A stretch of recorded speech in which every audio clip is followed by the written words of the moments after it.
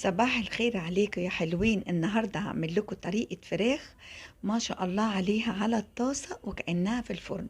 هنا أنا كنت حطيت معلقة سمنة بلدي وعليها معلقتين زيت. وسبتهم يسخنوا. طبعا الأكلة دي مش هتصدقوا، بتاكلي الفراخ لحد العظم من كتر ما هي شاربة ومش مش شوية كويس. هنا زي ما انتوا شايفين كده اهوت، انا غسلت الفراخ كويس جدا ونضفتها كويس جدا جدا، وحطيت 4 فصوص توم مهروسين لما السمنة مع الزيت سخنوا، وقلتهم كده بالراحة بالمعلقة زي ما انتوا شايفين كده. مش عايزاها تتحرق، بس تبتدي تطلع ريحتها بس. وهنا هحط الفراخ على الجلدة بتاعتها، على الوش اللي فيه الجلد. ولازم الطاسة لازم تكون سخنة جدا عشان الفراخ ما تنزلش ميتها وتحتفظ بالصوص اللي جواها، وتفضل طرية من جوه. وبفضل اقلبها بقى. الاول بسيبها شوية. هنا عندي المعلقة صغيرة من كل حاجة: البابريكا، السبع بهارات، معلقة صغيرة كركم، معلقة صغيرة فلفل اسود، معلقة صغيرة زعتر، ومعلقة صغيرة ملح. وبفضل اقلب فيهم. بعد ما بقلبهم كده بكون مقطعة بصلتين جوانح او جوليان، بحطها فوقهم. كده بقى ببتدي ان انا لما احط البصل على الفراخ اقلبه واحطه فوق بعضه. هنا عندي فلفل الوان، نص فلفلايه حمراء، نص فلفلايه صفراء ومقطعهم صغير، معلقه صغيره فلفل احمر مهروس. حطيتهم على الفراخ. لو انت بقى ما عندكيش فلفل مهروس ممكن تحطي بودر شطه، او تحطي معلقه صلصه عشان تديكي لون برضو كده شكله حلو. وببتدي اقلب بقى في البصل مع الفلفل مع التوابل. ومعلقه صغيره كزبره ناشفه نسيت اقولها لكم دي. ماشي، كزبره حلوه قوي مع الفراخ المشويه. وببتدي بقى اقعد اقلب فيها. هبتدي بقى اغطيها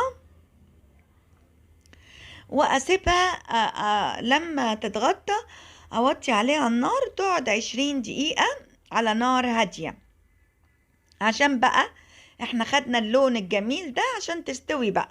بوطي عليها النار خالص واسيبها لما تستوي.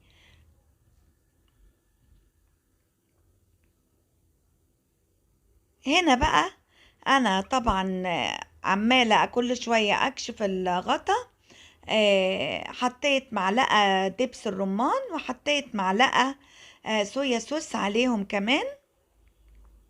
فكل شوية افتح واشوف الفراخ استوت ولا لا، وبرجع اغطيها تاني لحد لما توصل عندي للمنظر الذهبي الجميل اللي انا عاوزاه.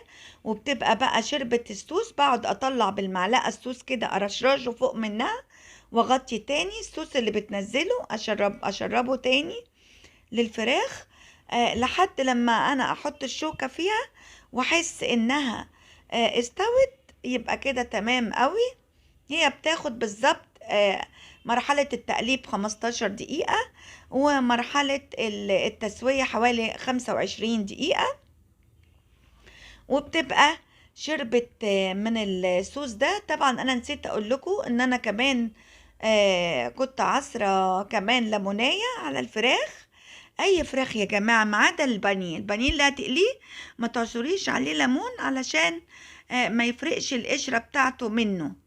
بس اي فراخ دايما اعصري عليها ليمونة مع التتبيلة بتاعتها. هنا طبعا الفراخ هتبقى مسكرة جدا لاني برضو انا حطيت عليها معلقة عسل نحل. انا بعمل المونتاج للفيديو، فطبعا الصورة واقفة عندي بتجري بسرعة، فانا بلحق اقول لكم يعني. يبقى السوائل اللي انا حطيتها: معلقة عسل نحل، معلقة صويا صوص، وعصرة ليمونة. دي بحطها برضو على الفراخ. وبغطي برضو عليها كل شوية، أغطي أكشفها أشوفها وأغطي عليها لحد لما بتبتدي بقى تعمل سوس تحت غليظ. وهنا بقى كان ايه، خلاص بسم الله ما شاء الله. الفلفل الالوان كمان اداها ريحه حلوه قوي، الاحمر والاصفر والاخضر. وافتكر ان هي كده بقى، بصوا لونها تحفه تحفه تحفه، ومستويه وشاربه بقى لحد العظم، التتبيله واصله لحد العظم معايا. والفصين 3 توم، يعني كل ربع كل فخد بياخد فص توم، ما تكتريش في التوم. زي ما انا قلتلك، بصي هنا انا بشيل من الصوص واحط على الفراخ، اشيل الصوص اتسبك خالص تحت ازاي، ده بقى اللي فيه العصارة الطعمة كلها في قلبه. معلقة عسل النحل بتخليها بقى كده بتلمع وبتخليها محمرة. وكان دوت بقى الشكل النهائي بقى للفراخ. شوفوا قد ايه هي جميلة، بتلمع من العسل النحل اللي عليها ومن التوابل. تحفة، عايزة اقول لكم اقسم بالله تحفة. جربوها، ويا ريت يا حبايبي تدعموني بلايك